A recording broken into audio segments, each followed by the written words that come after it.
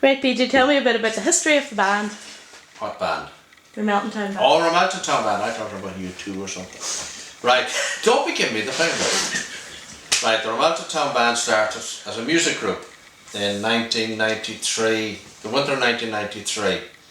So then it was decided by a couple of people, namely Breach, Brian Boyle, Mary Boyle, Jim McCahill and Teresa McCahill to form a band. So they took in, well, Christy Murray was teaching the music group, so they took in Valerie Deasley and Conor Porter and decided that they would form a band, and Raymond Hegarty was taken in to do the drill. I wasn't even involved in the band at this stage. We started from there. They bought a set of drums from the Lifford band, second hand, and they started to do the practicing above at the old schools or at the St Mary's School. And then I was asked one day would I come in and do the drill to give a hand. So I said I did, I would. I thought it'd be short term, but I'm still here all these years later. So we started doing the drill and took a lot of shouting and a lot of roaring, and Raymond being a soldier, me being a guard, there was a lot of our way of doing things that was foreign to the kids, but they soon learned. Even though it took a lot of coaxing and roaring, and we had to go to the old school at one stage. I remember drawing the moves with chalk, coloured chalk on the floor of the school, trying to get them to do the marching. So progressed from that anyway to the first outing was Father Paddy Boyle's ordination, and the whole band was there. I think there might have been one missing that day. As far as I remember, there was one, but everybody else was there. There must be about 48 in the band that day. So they marched them down the town and back up again. And then we done the festival and a festival in Downings. So that was basically the first year, practice away. The uniforms were made locally. The material was bought in Lifford from the rehab. And the decision was it was navy and green, and there was a woman, Frances Borkin, made the uniforms out the road, and the night before the band went out we were all up at a kitchen table fucking sewing buttons on, and Breach made a flag, so to this day it's still going with a big R in it. So we continued on and we decided we'd enter competition. So recordings were purchased. I think 12 recordings was the first time out of Reynolds were full. And we started getting serious, entered into competition, and our first competition was the Mary McCardle competition in Stranraer. And we were up against a band from Edinburgh that day, St Nolls of Edinburgh, and we bet them. So we thought this was great. Win the first competition and win it. So then we decided we'd join the Donegal Marching Band Association, which was, like, it was on the go for about 20 years at that stage, I think. And it was an established thing. We went in as novice. Our first competition would have been Falcara on Easter Sunday. We didn't win. And we went all through that year. We didn't win anything. Like, we came second and third, but we weren't winning anything. So we took in Pauline Wise from Drumkeen, she's now Pauline Grant, to do the drum major. Now Pauline had been a world champion drum major and had been a drum major with Drumkeen band. So we took her in to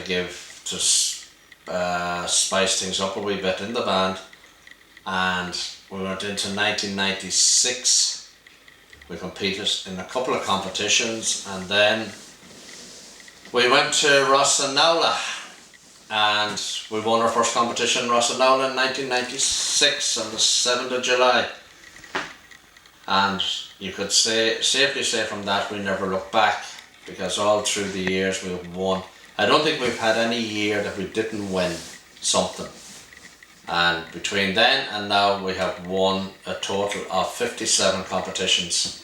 That's in the DMBA, the Fleadh Ceoil na hÉireann, the UMBA, which is another group that was set up when the DMBA folded, and the Northern Province. We even won competitions, so we went in and competed in the North. We won a few competitions there. But the big thing is the Fleadh. Like everyone wants to win the Fleadh. So in 1997 we entered the Fleadh, and we didn't get anywhere because at the day we got through the county and we went to the Ulster Fleadh, and even when we were introduced into the arena, we were told there was 4 or 5 bands up against us, and we got a big round of applause because it was our first time ever in the Ulster Fleadh. We knew then that there was the writing on the wall, but we were beat that year. So the following year we went back again and we won the county and we won the Ulster, and we went to the All-Ireland in Ballina and we were beat, and the band that beat us was Stranraer, Twin Towns, and they came into the bus afterwards and like even said it, like, I mean, we took it very bad, and we shouldn't have really, because I mean it was our first Fleadh, All-Ireland Fleadh, and like to go in to expect it up against bands that had won it previously and stuff like this, but we felt that we should have won it. So we made the decision that the shit stops now, we'll start putting in a lot of hard work. And we did, and the following year we went and we stayed in Bunclody, and the Fleadh was in the store, and we won it, our first Fleadh. That was 1999. And we went back again. In 1999 we also won the counties, and we won an Ulster title. And we went through then. The following year we stayed in Bunclody again, stayed in the convent in Bunclody, and we won the Fleadh again in the store. So then that year, the first year was Angela Curran was our drum major that we won the first All-Ireland. Angela was the drum major that day. And then the second year was a case of 3 drum majors. This is Angela started as drum major, and somebody had a problem with her, with another band. So Lorraine McGarvey did the Ulster, and the third, and Maggie Cullen did the All-Ireland. So we won the All-Ireland. Then the following year we went to Listowel and we stayed in Ballylongford.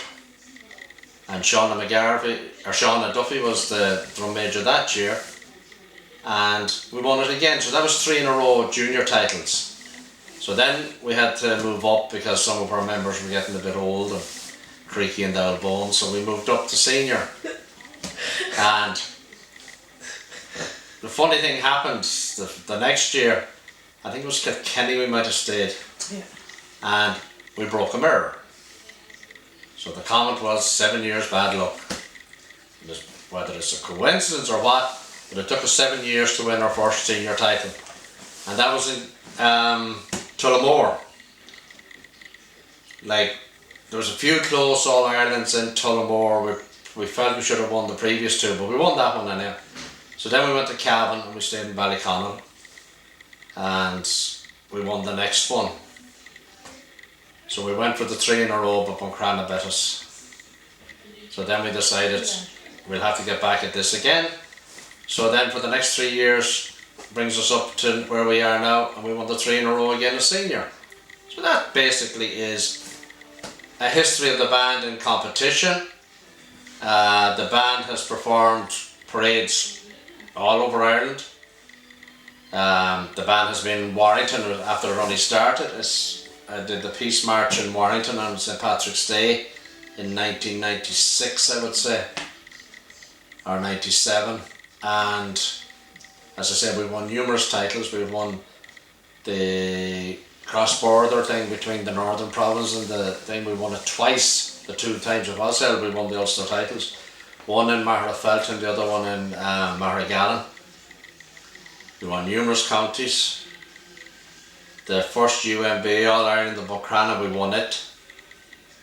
And basically that's what it is. It's all about competition now, because we do Paddy's Day normally in Clare Morris. I think we're just saying that we haven't been in Donegal probably this last 12 years doing a Paddy's Day. We're in such demand that we're all over Ireland, but we have done down in Longford and in Mayo and every other place. So that's basically what's the history of the band is. And what about the competitions? Competitions are hectic. How do they work? Oh, competitions, how do they work? you could say to this day you're still trying to figure out how to work. How the work is, you're in whatever section you're in. You can be junior miscellaneous, senior miscellaneous, junior accordion, senior accordion, junior flute, senior flute. They operate with 3 adjudicators. This is the FLA. The FLA operates with 3 adjudicators, 2 music and 1 drill.